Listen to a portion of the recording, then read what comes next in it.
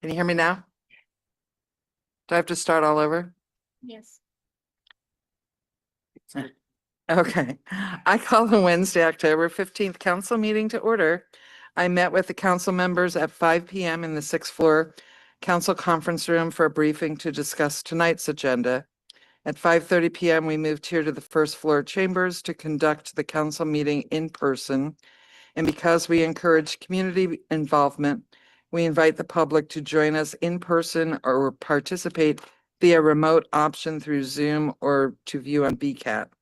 For anyone who's attending in person and plans to comment tonight, please print your name clearly on the sign-in sheet so that your name will be included in the meeting record. For more information, please refer to the public comment interim procedure handout on the entrance table. Please note that tonight's agenda has been amended under item 8A, executive session has been pulled. Council President Eric Younger is not going to be able to attend tonight, and Councilor Jeff Coughlin is going to be attending via Zoom. We will now go to the consent agenda. Thank you, Vice President Rebelowski. For approval on the consent agenda are the following items.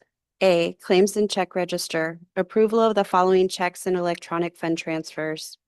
1, check numbers 412524 through 412648 and EFT numbers V44606 through V44697 in the grand total amount of $2,618,603.34.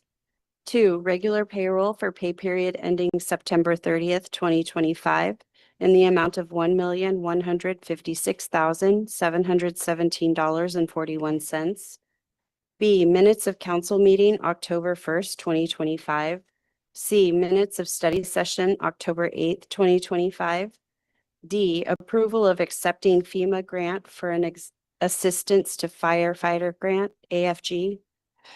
E, resolution number 3405 to approve annexation proceedings for 2925 Perry Avenue, parcel 122-401-1-033-2002. F, ordinance number 5521 to amend Bremerton Municipal Code section 3.48.030, subsection E, entitled Definitions E, regarding the revenue threshold for requiring a business license out of city businesses and create a no-fee license for businesses under the minimum threshold.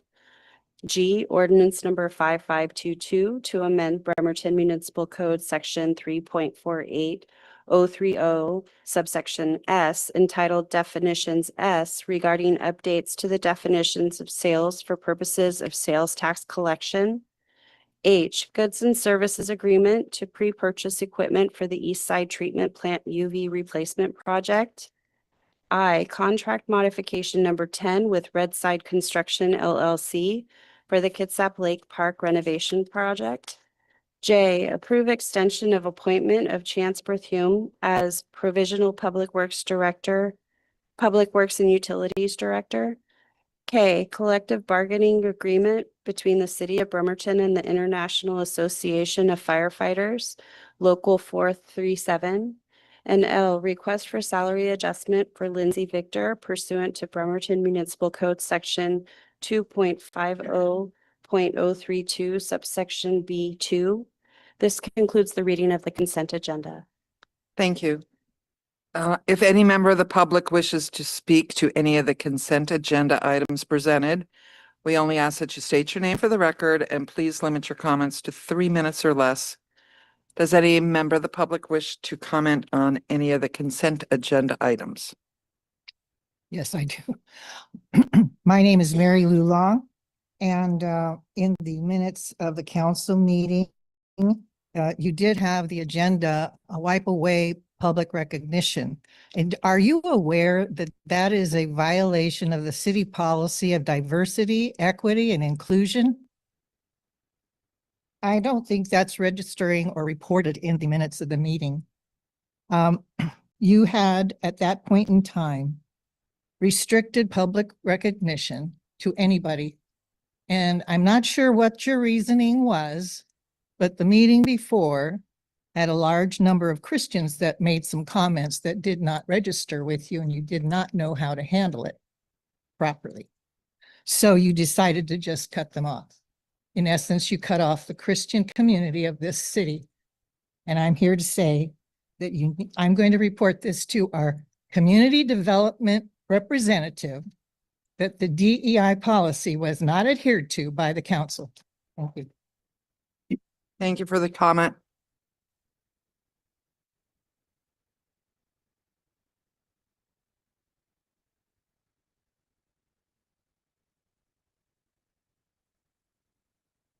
I have a couple of consent agendas. I'm Jose Camacho, friend of Smith Cove, Rock the Block. Regarding the minutes, I forget which one it is, but I believe it has to be October 1st. Similar to Mary Lou, those minutes, which are supposed to be action minutes, according to you all, are not supposed to convey inaccuracy or further deceit of the public, but it does, because the language there talks about there is a pause on the First Amendment. You cannot put a pause on the US Constitution under any circumstances. So that, to call it a pause, it is actually to conceal a crime. It is to conceal a fraud upon the public. So you guys need to get back to truth eventually. Maybe it'll be after the elections or 2 elections after that, but that's a fraud on the public. Younger admitted the First Amendment trumps any local rules, and it does. So that's a great shame upon you all, who unanimously voted in secret for that so-called pause, a violation of OPMA, among many others. The other consent agenda is L regarding Lindsay Victor. It's a salary increase, I hope. Lindsay is one of the very few slight tendrils of the hopes of integrity in Bremerton, because she is here to assure transparency laws, specifically among her other duties, Public Records Act requests. And I see what appears to be good faith. So I take her at that. It is not a perfect system because she is in a very imperfect city, but I do believe she is trying. And I'm not always the easiest guy because I take transparency seriously. And what I see is, in addition to a salary improvement for Lindsay, that is not enough. Because what happens, I have personally seen, Lindsay is in a position of having to go to particular agencies. And I'm all about DCD, unfortunately for you guys. So she goes to the DCD to get them to produce records. And what happens is they play games. And there is a limit to what Lindsay can do with the all-powerful Andrea Spencer and that agency, because that is the developer's darling. So I got an answer back regarding interrupted buffers, which is the key fix artifice of the Evergreen Point. Sorry, that's And she can't fix your that. time. Time's You up. have Thank to give you. her the power.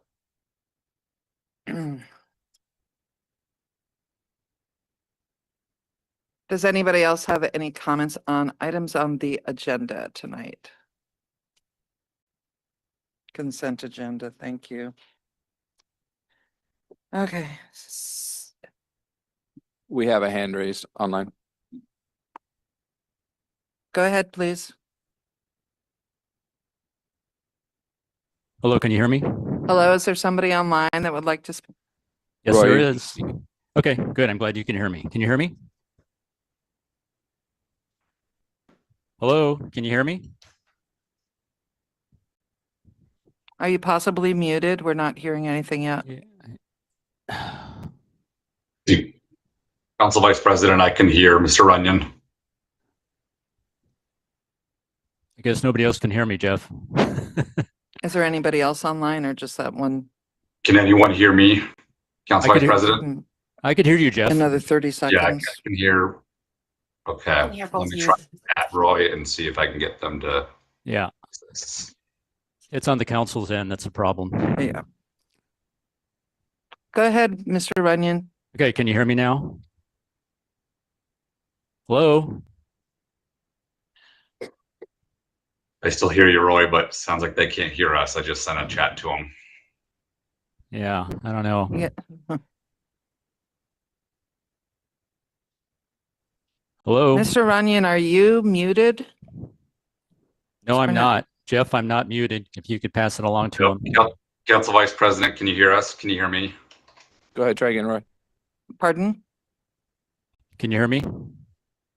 Hello? Mr. Runyon, can you write in your comments, please? Council Vice President, can you hear me?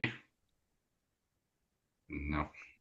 Yeah, it's on their end. Yep. Let's see. Yeah, if you could send him a chat. They had problems earlier with the audio. Yep. Jeff, can you give us? Can you hear me? I am speaking right now. Uh, Nothing. No, Ked. Yeah. I think there's a. I can hear you fine, but you can't hear me. Yep, I can hear them also.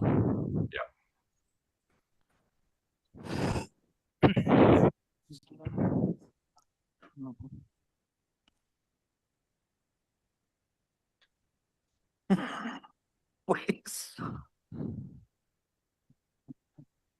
I'm going to assume they are working on it in the room there. I wonder if I can send it. We don't have the chat option. Chat's disabled. I can't even ask the question via chat. It's something you Okay, guys we might want. can hear you now, Roy. Okay. All right. Good. All right. I was going to send you a chat, but it's disabled. Yeah. Thanks. I just want to comment. I'm disappointed that public recognition was withdrawn unilaterally by the council president. So looking forward to it getting back as soon as possible. I do want to comment on consent agenda item K, which is the IAFF contract. I see that the fiscal impact has been put on there. Thank you very much, whoever did that. $950,000 increase. Why is this on consent agenda? You know, you need to inform the taxpayers of what you're deciding on. This should be a general business item, number one, and specific to the contract itself. I object to Article 17, Regional Fire Authority on page 37. And let me read that to you very quickly. And that has to do with possible consolidation of Bremerton Fire Department with other regional fire departments or fire districts. And I'm scrolling as I'm speaking. Article 17 says specifically that, here it is, I'll read it. Article 17, Regional Fire Authority. The city agrees that it will give advance notice and provide the opportunity for the union to participate in talks of any annexation, consolidation, merger, or participation in a regional fire authority when proposed or considered. I don't have a problem with giving them a notice. I do have a problem with them getting a seat at the table. This is a decision that should be undertaken by management, meaning the police chief, the fire chief, the finance director, and also the city council, which you would have to approve. I don't understand why IAFF gets a seat at the table. Let's not Californicate Washington State beyond what we've already done. You know, what happened in California is the public employee unions got hold of the government, and they're in a major fiscal crisis right now. So 2 points to summarize on this is, number one, this should be a general business item because of the cost, number one. Number two, the importance of our public safety and our fire department. And number three, to actually allow people to object with more time on certain provisions of this contract. That's all I have. Thanks. Thank you for your comment. Is there anybody else online?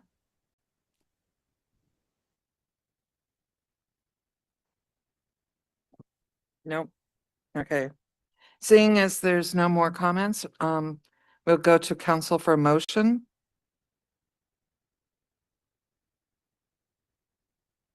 Move to approve the consent agenda. Second. We have a motion and a second. Seeing no further discussion, I call for the question. Councilmember Chamberlain. Yes. Fry, Yes. Coughlin, Yes. Goodnow, Yes. Mochler, Yes. Robolowski. Yes. Motion carries unanimously. This concludes the consent agenda. There are no general business items. Excuse me, point of order. General business? It says there's no general business items, but I have something that I would like to say. order. Point of order. I'm sorry. General business, I Point of- have some general business. Point of order. There is no What- general business listed today, Ms. Long. What do you qualify as general business? Well, we're following what the agenda is, so next we are having a public hearing. So there are no general business items to be discussed tonight. It's our business meeting. It's council's From business. your meeting. business meeting. Okay. Correct. I was thinking it was community business meeting or community. No. business.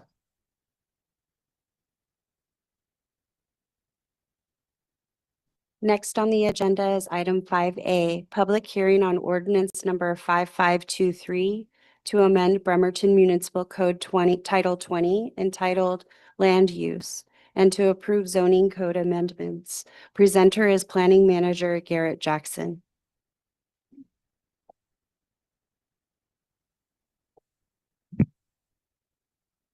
All right. Good evening, council. Good evening. We are here to discuss some pending zoning code amendments. Namely for neighborhood scale commercial, which would allow for some limited commercial uses in traditionally residential zones. Step housing per RCW 3521-68-3, which we'll get into later. And design standards. So that's for the aesthetic appearance of multifamily, commercial, and mixed-use buildings. Okay, first up is neighborhood scale commercial. Why are we here? Why are we considering this ordinance today for neighborhood scale commercial? First and foremost, last year, the state had some pending legislation that ended up failing, but HB 1175 was a bill that would have mandated that small businesses be allowed in residential zones. Whenever the state of Washington proposes legislation, it gets the conversation going statewide, and it certainly gets our attention in DCD. You can see the Seattle Times article there that was very timely when that legislation was coming about, asking about cafes next to your home. Secondly, we received comments during the comprehensive plan update from community members and even some council members about interest in adding some commercial uses in neighborhoods. So that's another reason that brings this ordinance here today, and that it's a growing trend with other jurisdictions. 3 jurisdictions here you'll see on the screen. Anacortes adopted in 2019 a neighborhood scale commercial that would allow for groceries in neighborhoods. Shoreline in 2025 adopted their version that allows for eating and drinking establishments, markets, hardware sales, personal services, and professional offices and brew pubs. And lastly, we have Bothell that also just in 2025 adopted their neighborhood scale commercial ordinance, which is the most expansive of all of them. I know that I have 3 uses listed up there as food and beverage, retail sales, and services, but their ordinance is actually quite expansive under those 3 headings for the uses they allow. So just a summary of the proposed changes. At the study session, staff was asked to tweak the uses that were allowed. Previously, there was a drinking place that was in there that's been revised. So uses now include restaurant, market, grocery, and personal services. They would only be permitted to be located on corner streets. The size would be limited to a maximum of 1,200 square feet of new construction or 2,500 square feet of existing buildings.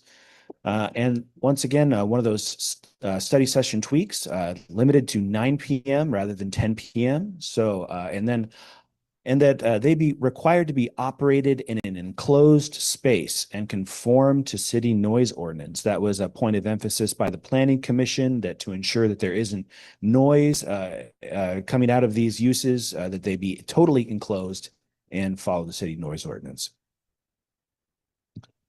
Next, we have STEP housing. And that's transitional housing, permanent supportive housing, indoor emergency shelters, and indoor emergency housing. So HB 1110 and HB 1220 were expansive bills approved by the legislature that fundamentally changed the way that Washington State plans for housing. Most of that was adopted with our recent comprehensive plan update, but this ordinance will bring us into full compliance with those legislation. RCW 3521-683 states the city shall not prohibit STEP housing. And that's that acronym of shelters, transitional housing, emergency housing, and permanent supportive housing form that acronym of STEP. So this mandate not to prohibit STEP housing has been in place since 2021. And a director's interpretation has been in place to implement STEP housing since that time. So say shelters have been allowed anywhere where hotels have been allowed in conformance with RCW, but this ordinance codifies STEP housing. So a summary of those changes, definitions were added for transitional housing, permanent supportive housing, indoor emergency shelters, and indoor emergency housing to BMC 2042 definitions. Those are all straight RCW. Transitional housing and permanent supportive housing are required to be allowed in all zones that allow for residential development or hotels. And indoor emergency shelters and indoor emergency housing are required to be allowed in all zones that allow for hotels. There's a conditional use permit application process that requires an operations plan, code of conduct, and coordination with the Bremerton Police Department. Moving on lastly to design standards. So with the Bremerton 2044 comprehensive plan update, the downtown subarea plan was adopted. There was a lot of work that went into that plan. There was a focus group with local developers, including the Kitsap Building Association, that vetted that plan. We had several meetings to ensure that it would be a workable plan to help to encourage development. And the city council adopted that plan and the overall comprehensive plan in June. And the updates to the design standards would bring the Bremerton Municipal Code Title 20 zoning into in lockstep with the design standards that were passed with the downtown subarea plan, so that there isn't really two separate methods for design standards in the city. As stated at the planning study session, I would like to congratulate the city council. Puget Sound Regional Council recently certified our comprehensive plan. So that is the last hoop that we had to jump through. Our comprehensive plan is now completely through the certification process, something to be very proud about. So a summary of our changes for design standards. We updated our BMC 2042 definitions for consistency with those terms in the downtown subarea plan. We added a mixed use requirement to the general commercial zone when residential development is proposed. As with the comprehensive plan update, we designated the commercial zone as a mixed use zone. And so there's adding those mixed use requirements. And the way that we measure transparency, currently in the downtown subarea plan, transparency is measured from 2 feet to 8 feet. On a building's facade, and in the Bremerton Municipal Code, currently it is from 0 feet to 8 feet. We'd be changing that to be in line with the downtown subarea plan. And then also adding some flexibility for accessory structures and structures that aren't close to public streets for the required amount of transparency. Transparency is required so people on the sidewalk can see into the building. If the building is so removed from the sidewalk that you can't see into it, then the transparency loses its purpose. So we're adding, proposed some flexibility there. And that is the end of my presentation. I'm happy to answer any questions.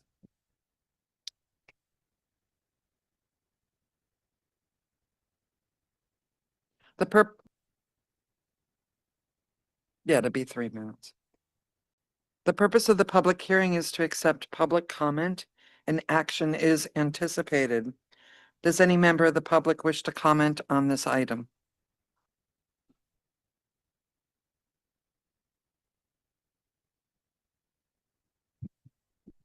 Hi, my name's Alden Bradford. I really support a lot of the changes here. I'm fortunate I live in the downtown area, so I live within walking distance of a lot of services. Like we have a grocery store down here. A lot of the town does not have that kind of access, and I hope that some of these changes will improve that for the rest of Bremerton, get more people help. Um, I am worried about one thing, which is that I happen to live on a corner lot, and I think that my property value might increase. Uh, that's a strange thing to complain about, but I didn't buy it because I want to sell it. I bought it to live in it. So I hope that we manage to bring property values down by building way more housing as well. Thank you. Thank you. Is there any other member of the public? Mr. Corey? Hi, my name is Chance Corey. I live in District 5. I do want to commend the City Council on this ordinance. I think one of the most important things we can do to return our neighborhoods to neighborhoods is return places like neighborhood eateries and small grocery stores. There are so many food deserts where you can't walk from a house to a location to get food in the city already, that the more mom and pop grocery stores that we can open, the better it is, and the more we can eliminate those food deserts. I really want to thank you guys for the work on this. Thank you. Is there anybody else in the public who would like to speak on this?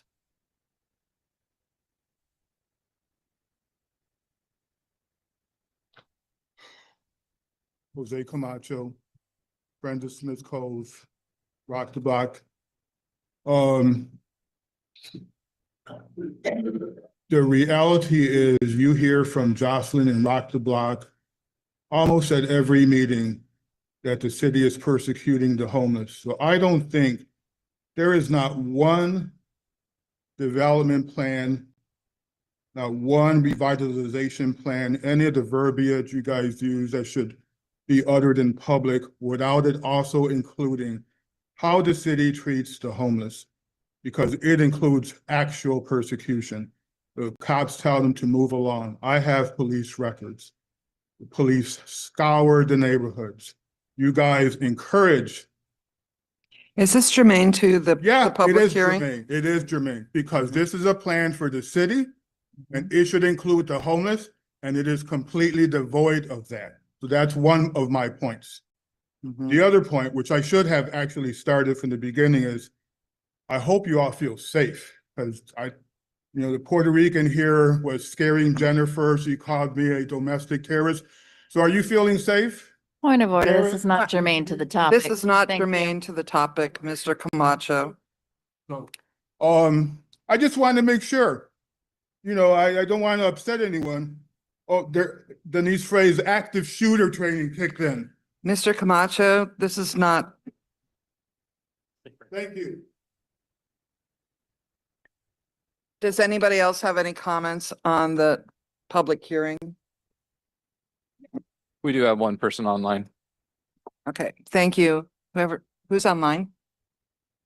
So mean. Roy, you're free to talk. Okay, can you hear me?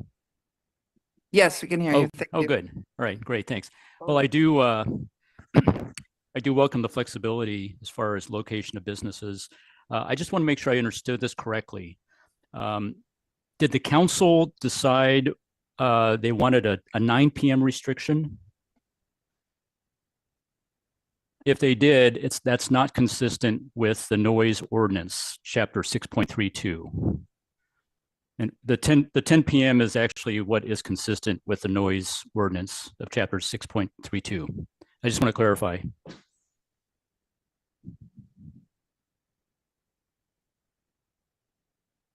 I actually wasn't here for the discussion last week, so I'm not sure how that came to be, Mr. Runyon. Right. I might have misheard the presenter. It sounded like he said the council wanted a 9 p.m. cutoff. That's my understanding. Well, that's not consistent with the noise, the chapter 6.32. The 10 p.m. is the standard cutoff for noise, with an exception in districts 2 and 3 for 11 p.m. on Friday and the weekends. So, okay. Well, council will discuss this. Did you have any other issues you wanted to? That's the main issue. Yep, it's not consistent the way the council wants it. All right, thank you. Is there anybody else in the public who would like to comment on this? Yes, we have one more.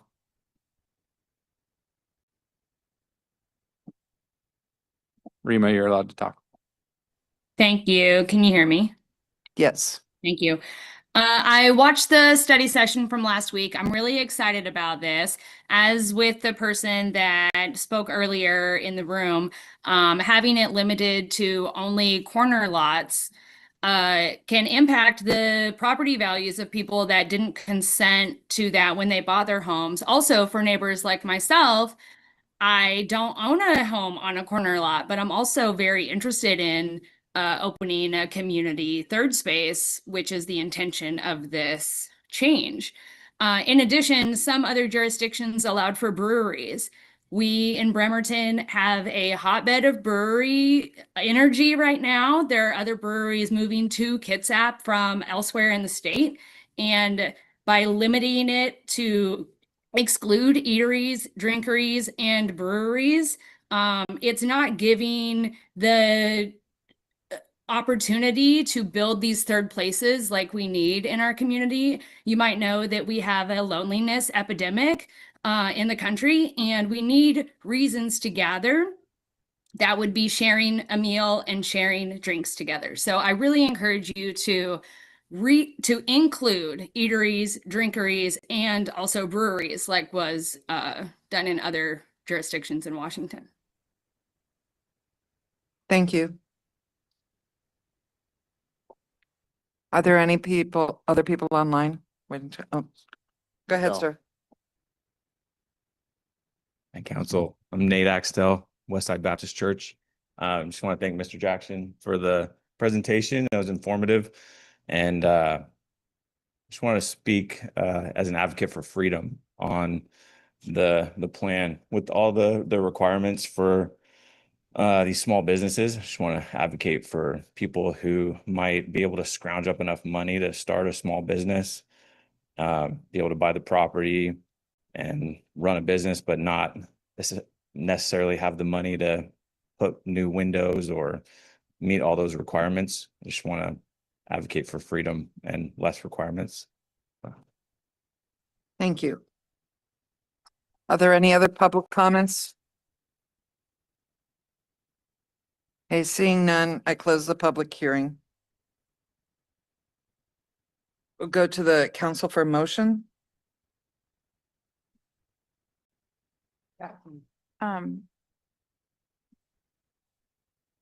Is it me?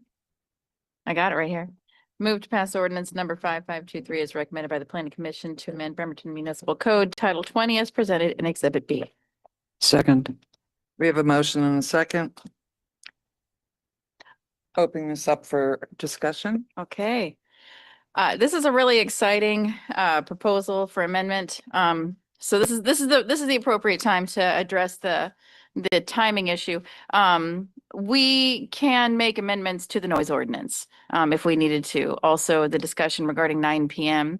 was because within neighborhoods, we just felt like it would be more conscientious to have things quieter at 9. That being said, I'm really excited about not only the idea of having neighborhood businesses, eateries, having smaller grocery stores, even as a small business person myself who started very small. We have a lot of cottage businesses. And I opened this business you are right, Mr. Axel. It is hard to open a business, and I am not a upper echelon, high income kind of person. This council job is half my income. And so I'm still so to start this business and to have my dream, there's a lot that goes into it. And so I'm excited for that. But not only that, I'm excited for the addition of the step into our code. It's something that should have been there. We are acknowledging the need for emergency housing, not just shelters, but transitional housing and all kinds of forms of housing. So thank you very much to DCD for cranking this out and getting it to us. And I look forward to the rest of the council's discussion on this, but I think it's a slam dunk. Councilmember Mochler. Thanks, Council Vice President Revoloski. So to refer first to Mr. Runyon's question, the time limits that he was talking about for the noise ordinance apply to District 2 and District 3. And if I am correct on this, I'm looking at it, but I'm looking at it real fast. it applies to commercial establishments in commercial districts. So here we're looking at a whole different thing, which is things that will be opening up in residential areas.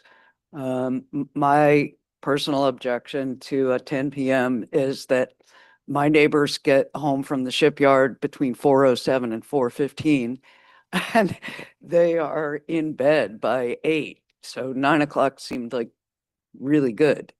So I hope that that is addressing your question, Mr. Runyon.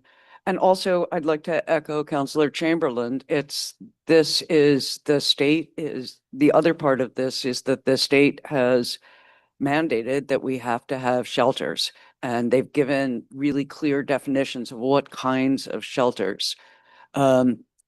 We can't exclude homeless shelters from areas. You know, I don't know. I'm assuming if we were smelting ore somewhere, that it was like unhealthy for people. That's a hypothesis. But this is opening up the city to house our unhoused neighbors, and I'm really happy about that. And thank the people who thanked the council, but really thank you, Garrett, and thank you, Andrea. I'm sorry. Thank you, Mr. Jackson, and thank you, Director Spencer, and everybody else who put in a ton of work on this. That's it. Any other comments from council? Yeah, if Jeff would like to speak. Okay, so I support this. I like the way it's going. The comment about connecting people in neighborhoods, I think is real key. I don't feel strongly about the 9 or the 10, but 9 sounds like a great place to start. I don't feel strongly about it being restricted to corners, but I think that's a great place to start. The image that we showed on the slide was, well, it was on the corner of an alley, so that's a interpretive question that we might have, whether we consider an alley the corner or not. But anyways, I support this. I think it's a good place to start. And the thing I was probably most encouraged by was just the square footage requirements, so that you're not going to, buy 4 homes on a corner, tear them down and build a little big box or something like that. So anyways, I think this is progress. It's allowing folks to have sort of cottage industries, extra tool in their toolbox to have ends meet. So I support this. Councilmember Coughlin? Thanks, Council Vice President. And sorry I'm not there in person, hopefully not coming down with the cold, but wanted to be safe than sorry and get you all contagious. Yeah, speaking to the neighborhood businesses, I know in the study session, I argued for 10 to be consistent with the noise ordinance as well, but I understand folks' hesitation on 9, and there was a majority, clear majority for 9 over 10. So, but I want that on the record, and as well supportive of the drinking establishments as well. I understand I think concerns expressed in study session about whether that would get too rowdy or loud in neighborhoods. I think we have other safeguards in place and would like to see that established. But I understand didn't have a majority for it. And to Councilor Goodnow's comments, this is a good place to start in terms of we can get going on all the groceries, and if we have more folks on board for expanding it to drinking establishments and later hours down the road, then hopefully we can revisit it soon. I think the last question I had was from Mr. Jackson. If I remember right, the reasoning for the corner lots was that when you looked at other jurisdictions, the goal obviously was not to have, let's say, a business on every single house along a street, that other cities felt that was too much. And some other cities had regulations where if you placed it every 100 feet or something like that, then you could have one on a corner lot and not another. Can you walk through again what other cities did and kind of the logic on the corner lots versus other possibilities? Sure. So yeah, the other cities that I observed either had neighborhood businesses spaced a quarter mile apart or located on street corners. So those are the two examples that I can recall. And really, that's just to it's some method of ensuring that neighborhoods don't become entirely commercial spaces. I'm sure that there's many different ways of doing that, but the corner lot seemed to be one of the more popular methods that cities would employ. I do appreciate the comments on folks with corner lots might become more valuable. But I do also see that making sense when folks are just walking, if they're walking into work and somebody wants a little coffee stand on the corner lot, it makes sense to have it there. Anyway, appreciate you walking through that. I like this as a start. I hope we can open it up down the road. So I hope folks keep giving public comment and feedback on how it unfolds.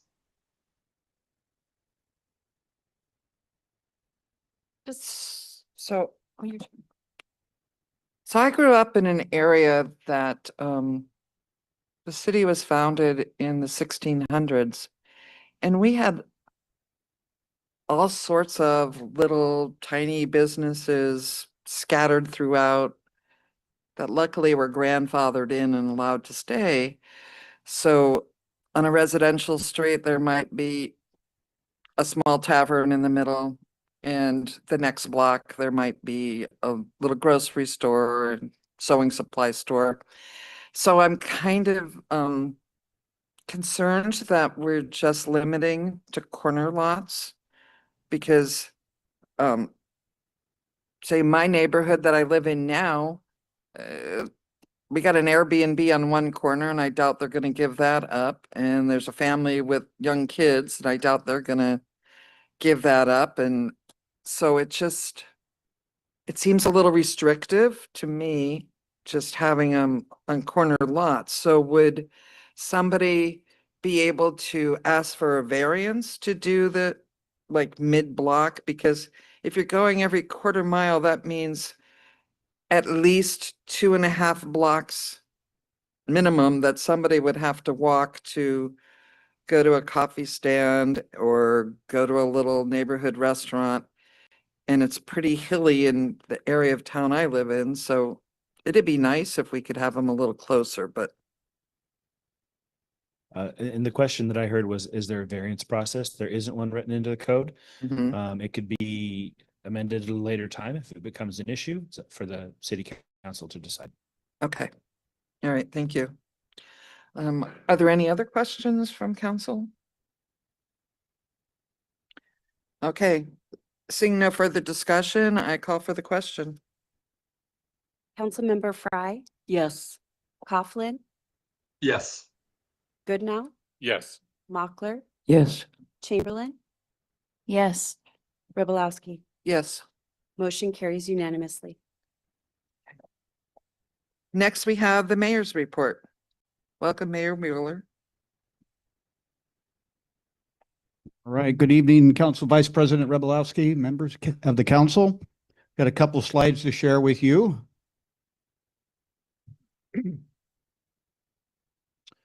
All right, as all of you are well aware, we took on Kitsap Lake as a project to restore it to where it's a usable, not only usable, but a lake to be enjoyed for recreation and fishing, and of course, safe for the environment and wildlife that surrounds it. Francis Street outfall was one of the major improvements that we needed to complete to ensure that we were properly controlling stormwater runoff into the lake, which was a contributor to the toxic algae bloom that was what we were all experiencing. So the project is done. And so this is just a couple of snapshots for you. There's just a few things there, and you're spot on. Yep. All right. And this is the other one. Another big part of Kitsap Lake cleanup was getting the rest of the outfalls just refurbished, making sure that the stormwater runoff was properly controlled and where it would not enter into the lake. And you can see it up here on the map on the left. That's the locations. The picture in the center is the vision where what we want to achieve. And of course, on the right is a little more detail. And again, as I mentioned, we're gonna control. Oh, no worry, no worry. You're just one split second ahead of me. Okay, go ahead. All right, and as you are, I'm sure you will agree that we want as much public input as possible to revision Sixth Street. And it's working so far. We're getting that diverse group of ideas and opinions, which we so value. And just want to encourage everybody to continue, spread the word.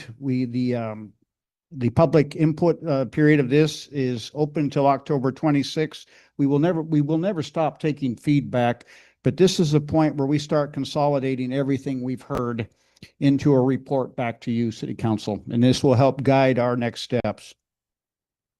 So again, all the information's up. You're fine. All the information was up on that slide. All right, Kitsap Lake improvements. As you know, we've been going park by park, district by district, rebuilding, refurbishing, and this is just an update for Kitsap Lake.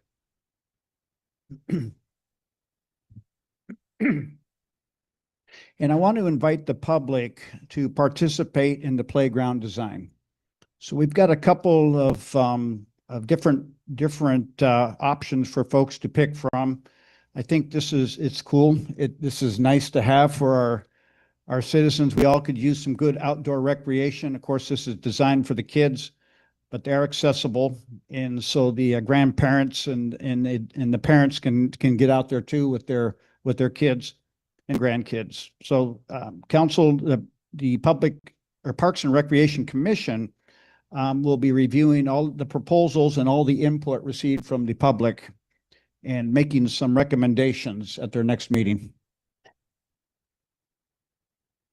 All right, Bremerton Fire update. So as you are well aware and have been briefed, additional response unit and fireboat. So those are up and running. These are voter approved. Well, to increase the levy funding for the Bremerton Fire in 2024 for staff equipment, including a new response unit. So council, as everybody should be aware, you have a big part in that. We don't move forward for funding without, of course, coming to you first to get that approval. And this is just some updates. You can see the boat on the left. Valuable resource for any water emergencies, and of course, Medic 4 fully staffed. That's an awesome deal for our citizens. All right.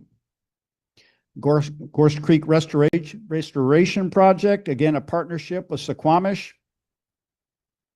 There's project goals. I think you want to focus on those: removal and improvement of 2 fish passage barriers, concrete channels, removal of those, and artificial backfill. And this all designed to increase the throughput so the salmon have a better chance at recovery, increase that, increase the salmon runs. And we know what that does for our environment all the way around. Now, just real quick, and leave it right here, real quick on that. This is a strong partnership with the Suquamish tribe to make that type of project happen. I'm proud of our relationship. And this is the last one, last but not least, and I think you all agree, and if you've been out there, that this is awesome what we have at the City of Bremerton, what we provide as far as stewardship and a chance to view our salmon spawning habitat, the actual spawning in action with some education and some responsible, knowledgeable stewards out there who are providing some briefings on how this all works. The city's a main player in this, and I wanted to share that's coming soon. Saturday, November 1st will be the key date where you'll see all city staff out there and volunteers providing this service. My grandkids love this. I love it myself. Hope to see you out there on November 1st. All right, that concludes my report. Thank you, Mayor.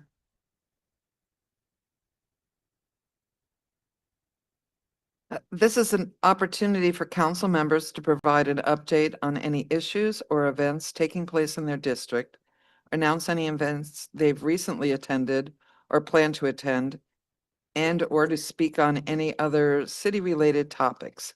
Since this is the last council meeting of the month, we will start with District 6 Councilmember Anna Mockler. May I have the first slide, please? Okay.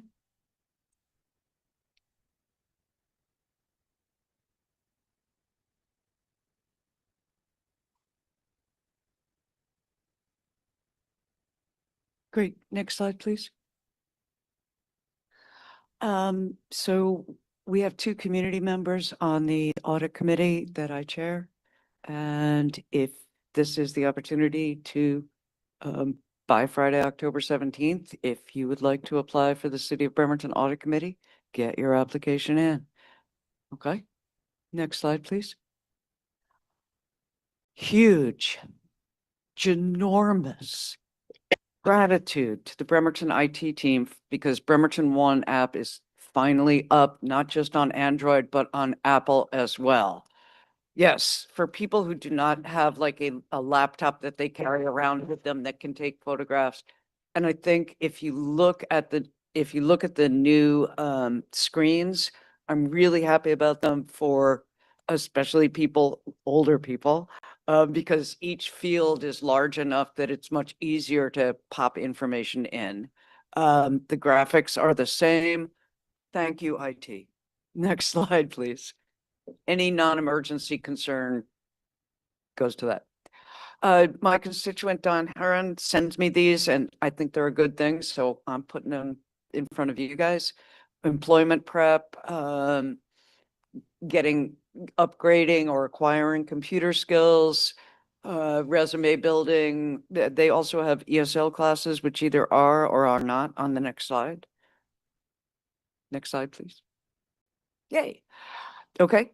And usually this also comes in Spanish as well. So if you have somebody who wants to read it in Spanish, they can go here.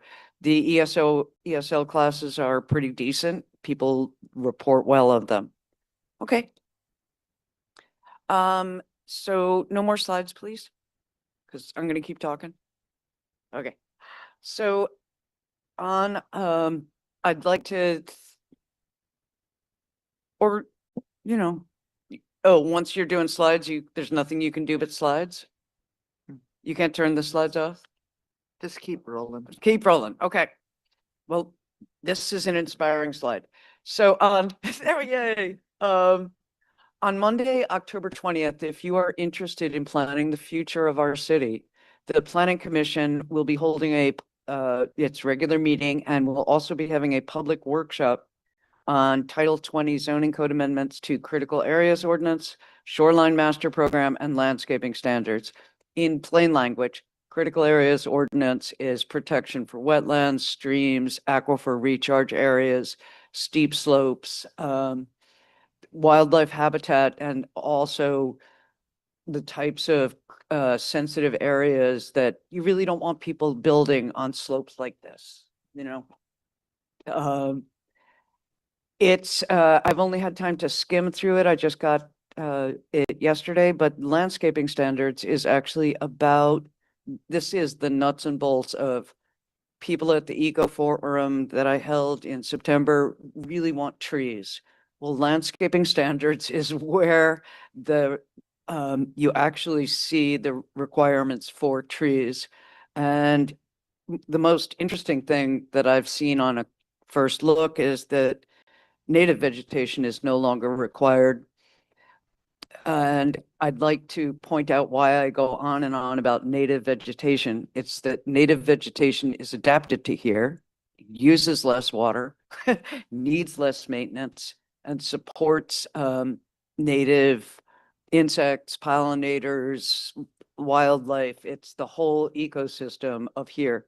Am I going on too long? I'm sorry. Because I'm about to stop. Done, I'm sure. Yeah. And for everything else, I thank you all for coming. Thank you. District 5 Councilmember Michael Goodnow, your report, All right, please. I think I have a couple of slides. Just want to plug Halloween. which is the best name ever.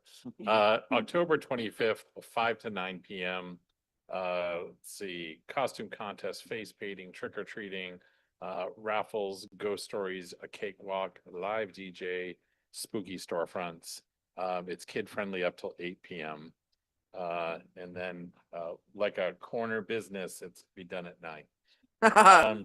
Anyways, pretty much all throughout Callow from the Charleston Business District. We have another slide from them. Congratulations to Cafe Corvo, Big Joe Sandwich Shop, Amy's Decadent Chocolates, George Steinberg Photography, and Ride or Die Salon. All winners of Best of the Northwest. Is there one more? And oh yeah, so the monthly Charleston Business District meeting will be on, I believe that's a Tuesday, right? Tuesday, October 21st to 6 p.m. at Unique Experience on Callow, 623 North Callow Avenue. So, and then I think I'm just gonna, you can leave that slide up if you'd like, or you guys can cut to. So last Wednesday, I wasn't at the study session because I was attending the Places Conference in Gig Harbor. Places is the Washington State Main Street organization, and an exciting thing, and I hope I'm not stealing too much thunder because there will be some bigger announcements, but the first thing they did was announce that Bremerton, yes, sorry, I should get closer to this. Bremerton is the newest and the only one added this year of a Washington State Main Street community. So it's something that we, the council and administration have invested in, and that's pretty exciting. There will be some bigger shindig to come. But at the conference, I went down there, it was Wednesday morning, and I realized that the Navy Museum was closed due to the shutdown because the employees are all furloughed. And so I offered, there was a tour from Gig Harbor to see Bremerton. And there was a different maritime theme this year, so it really fit in. But I offered to help fill the space on the trip to open the Roxy up for the folks who were attending, not local folks. And I certainly wasn't planning to attend a tour of Bremerton, and but it was great. And the first thing I'll say is riding on that bus into Bremerton, I was really proud of how the city looked. I think the weather was lovely too, which always helps. But you know, I was, coming in through the Charleston Gateway, kind of coming up to Callow, going over the hill, Burwell, seeing kind of the peekaboo of the shipyard, kind of getting to our downtown, getting to our waterfront, and then eventually turning into Quincy Square. Was really nice. I was really proud, and the folks who were attending, which were folks from all over the state of Washington, I think really enjoyed it. So we started at the History Museum, and then kind of got a quick look at the Roxy. We went down to the Turner Joy, which was very interesting, and then met up with John Clausen, the director of Kitsap Transit, just kind of between Anthony's and the Transit Center, and just talked a little bit about our ferry infrastructure and things like that. So it was very interesting, and I think the folks, we had a full motor coach pretty much, and I think everybody enjoyed the trip up here. So then I also wanted to mention that on Thursday night they had what's called Excellence on Main Street, and a local business, Ballast Books, was awarded an Excellent on Main Street. Mostly for, and you can find this probably on their social media, but for their connection to community and what they do. And I think it's amazing what they do in a small footprint, because it gets them out of their footprint. It gets them into theaters and wine shops and pubs and things like that. So I think that's really great.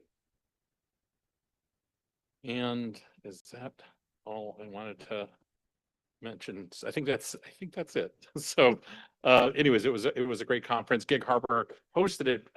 As far as a conference, it was really broken up. We were really walking all over their downtown. It was really great, and really great to connect with folks from around the state. And yeah, that's all I have. Thank you. Thank you. District 3, Councilmember Jeff Coughlin. Do you have a report tonight? Yeah, just verbal, no slides, but no, thanks to Councilmember Goodnow for that excellent recap of the Places Conference, and congrats to Ballast Books, and congrats to Downtown Bremerton Association. I know that was a huge effort by so many people over so many years to get that Main Street status. So that is just really fantastic and really a big milestone. I just want to say thanks. I didn't in the last item. Thanks to all our citizens who serve on commissions and really do a lot of due diligence, taking their own public feedback and giving their input, like we got from the Planning Commission, and just encourage folks absolutely to go to the city website and apply. I know there's a good amount of openings there, so we need all the great folks in the city stepping up to serve. Much appreciated. And then the last event to mention for downtown is it's great. You can do 2 different trick or treats in the city. I mean, at least 2. So in addition to Callow's a different night, but on Halloween, on October 31st, from 5 p.m. to 7:30 p.m., there'll be the downtown Bremerton trick or treat street, and there'll be the trick or treating at all the different businesses, and there'll also be a craft market and lots of other fun stuff going on. So come downtown on Halloween on the 31st. All right, that's it for me. Thanks all. Thank you. Now District 2, Councilmember Denise Fry, please. Thank you. Yeah, Madison, my 8-year-old granddaughter, and I walked down to the new View Ridge site, View Ridge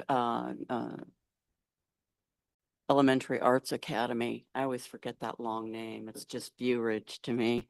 But we went down there on Monday and they were starting to grade. This is where the new elementary school is going to be. It's on the old track on the school grounds there. You can see the community gym and the Boys and Girls Club. It's pretty exciting. What was so cool though was that I saw a young family standing around looking at it too. And we walked over there, and the kids go to View Ridge, and they talked about how I could almost see them standing up with, their shoulders were up higher, and they were so proud.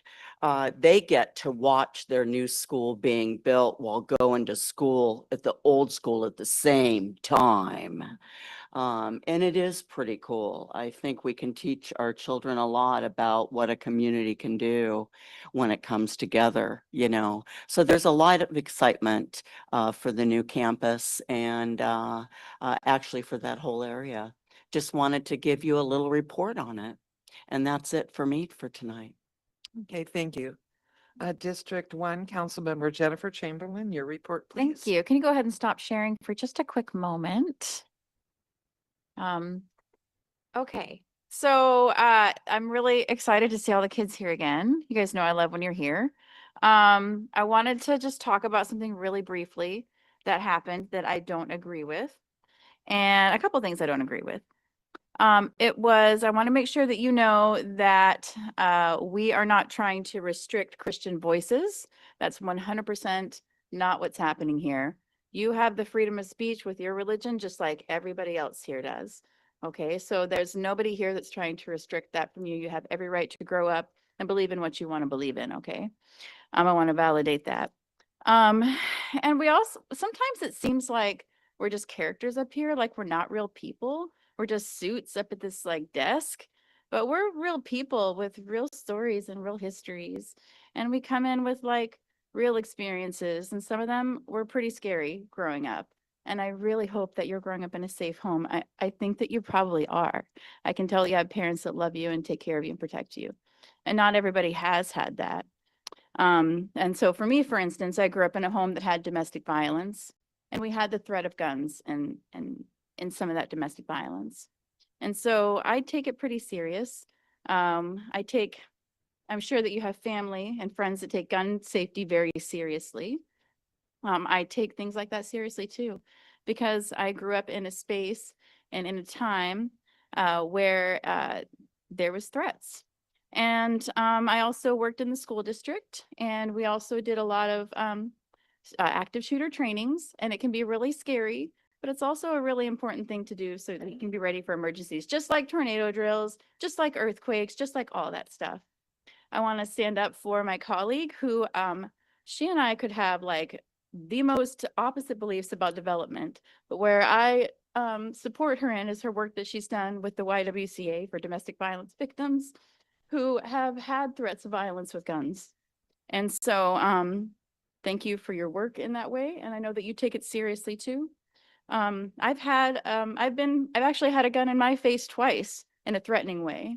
I've been robbed at gunpoint, and I've had a neighbor who was high make threats against me with a gun in my face. It's a very serious thing. You know, we need to take care of each other and take these things seriously, and also find ways to build bridges with each other despite our divergent beliefs. So I wanted to highlight and I know this is your department, Jane. I'm going to steal a little bit of your thunder about the food line because these are some agencies.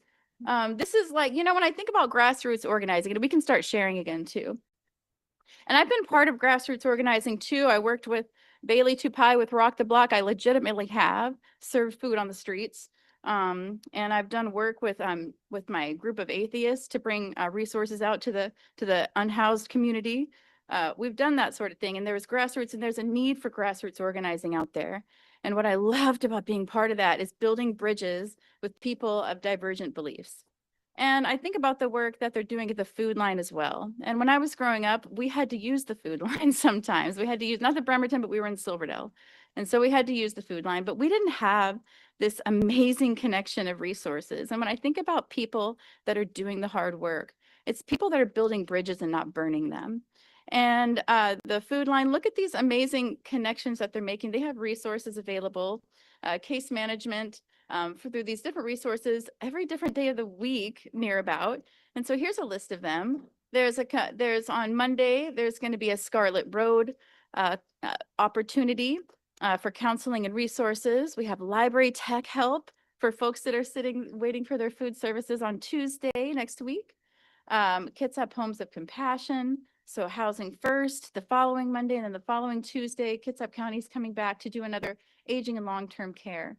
We can skip past the next slide and go to the other slide, and we'll go back to the other one.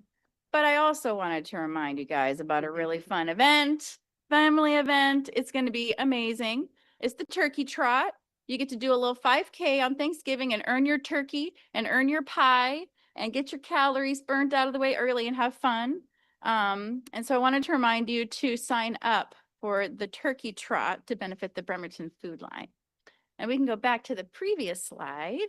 That's the one. Oh, you guys, you know, it's my favorite thing to talk about. I know. It's Cafe Perfetto's last Warren Avenue Bridge cleanup for the year. They're going to be starting off at 8:30 a.m. at Cafe Perfetto. You can get your Lone Star donut. You get a free t-shirt. You get a cup of coffee. I don't even think there's an age limit on coffee. All y'all kids might be able to get a free cup of coffee. You don't tell your parents. And then they're going to start off and go not just around the Warren Avenue Bridge, but they also go out. Sometimes they go to Stephenson Canyon. Sometimes they go across over to they basically, we also have a group of runners that are part of this, and they really go far out and do a lot of cleaning up in District 1 and 2 around the Warren Avenue Bridge. And so it's just a really fun family event. You get not only, you know, the freebies, but you're provided a safety vest, like the brightly colored vest, a grabber and a bag, and then you go out with a group, and they just do an amazing job collecting a ton of trash. I think that's it for me. Stay safe, everybody, and thank you for being out here tonight. I sure do appreciate you. Thank you. And now I'm going to give a brief District 4 report. Can I have my next slide, please? So speaking of Bremerton Food Line, they're answering the call. They're starting on Wednesdays now for military and federal workers. They're having special hours for them from 4 to 6 p.m. Clients can come in and visit once a week. If you've never had to use their services, it's a great welcoming place where all they want to do is help and love their community. So anybody who needs it, please go there. They're open. Their general hours are Monday through Thursday, but Wednesday late afternoon now they're doing special service for military and federal workers in addition. Can I have my next slide, please? So tomorrow night at the Bremerton Food Line in their their lobby, I'm going to be having a district meeting, and it's open to anybody in Bremerton. You don't have to live in my district. And what we're going to talk about is the council goals that we set for 25 and 26. And I'll talk about the ones that we've completed, the ones that we're working on, the ones that other departments have taken on. And then I want to hear from you what your ideas are that you would like the council to have for their goals for the next year, because we update this every January. So I hope you can come. It's at 5 o'clock at the Bremerton Food Line lobby, and that's at 1600 12th Street in Bremerton. Next slide, please. And then this is my cat, Jake, and he's just wishing everybody a perfectly spooky Halloween. I love my boy. And he's a scaredy cat anyway, but this, I actually asked the slide to be made in case Michael forgot about Halloween, but you didn't. So Jake wishes everybody a happy Halloween, everybody who celebrates it. And I'm going to adjourn the meeting now. And this is a reminder that the next study session will be on Wednesday, October 22nd, beginning at 5 p.m. in the 6th floor council conference room with a remote option available by Zoom. And this concludes tonight's regular council business. Meeting is adjourned.